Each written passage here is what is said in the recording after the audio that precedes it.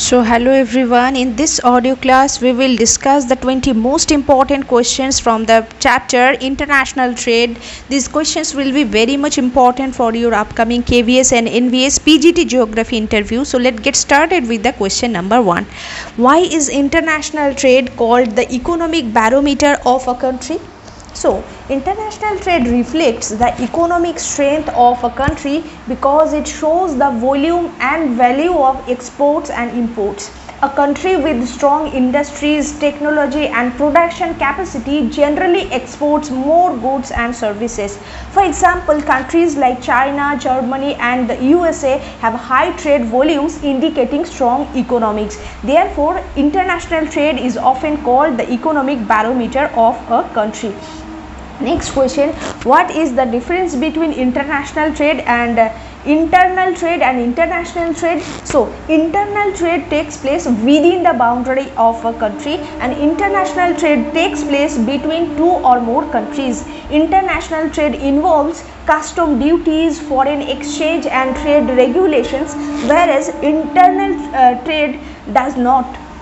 For example, trade between Kolkata and Delhi is internal trade, while trade between India and Japan is international trade. Next question, how has India's foreign trade changed since independence? So, at independence, India mainly exported agricultural products and imported manufactured goods. Today, India exports engineering goods and petroleum products, chemicals, software, services and pharmaceuticals.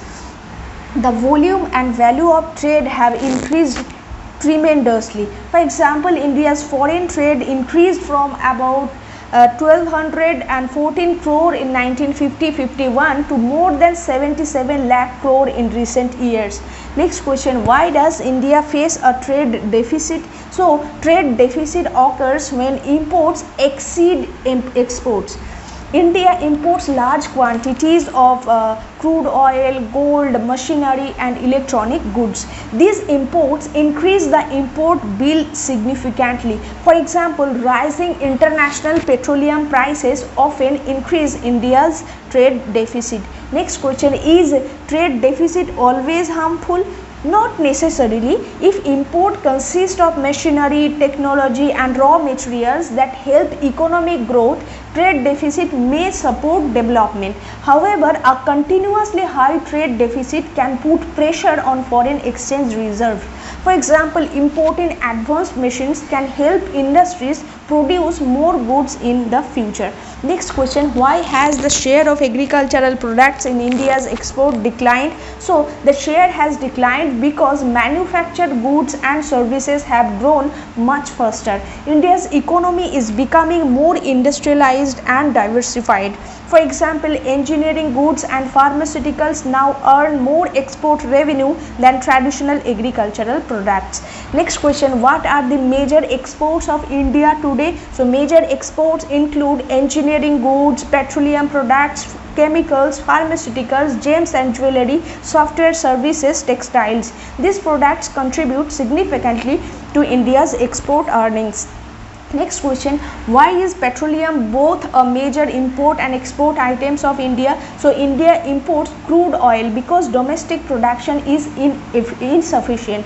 After refining crude in Indian refineries, petroleum products are exported. For example, Gujarat and Maharashtra have large refineries that export refined petroleum products. Next question, why are seaports important for India's international trade? So, about 95% of India's foreign trade by volume is carried through sea routes. Sea transport is economical for bulky and heavy goods.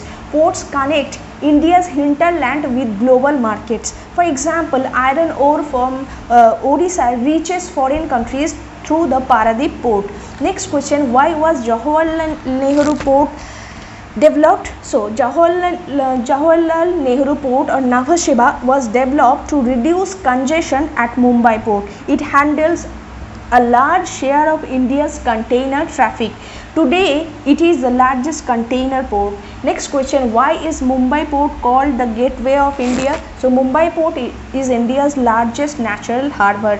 It is located near major international sea routes connecting Europe, Africa, West Asia. Historically, it has handled a major share of India's overseas trade. Next question, why was Kandla port developed after independence? So after partition, India lost Karachi port to Pakistan. Kandla port was developed to serve the western India and reduce pressure on Mumbai port. It became an important port for petroleum and bulk cargo.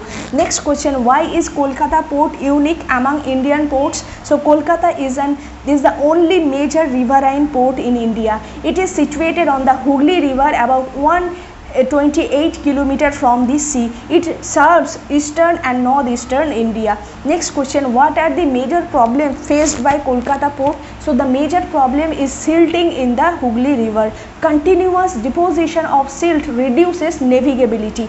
Regular dragging is required to maintain the channel. Next question, why is Paradip port important? So Paradip is one of the deepest port in India. It handles large scale exports of iron ore and other bulk cargo. Its hinterland includes Odisha, Jharkhand, Chhattisgarh, etc. Next question, what is trade liberalization? So trade liberalization means reducing trade barriers like tariffs, quotas and restrictions. It encourages free movements of goods and services across countries. It is an important feature of globalization. Next question, what are the advantages of free trade? So larger markets, more consumer choices, better quality products, increased competition, greater economic efficiency. For example, Indian consumers can access products from different countries at competitive prices. Next question, what are the challenges of free trade for developing countries? So domestic industries may face competition from large multinational companies. Cheap imported goods can affect the local producers. Developing countries may not always get equal opportunities in the global markets. For example, cheap imported products may reduce demand for locally produced goods.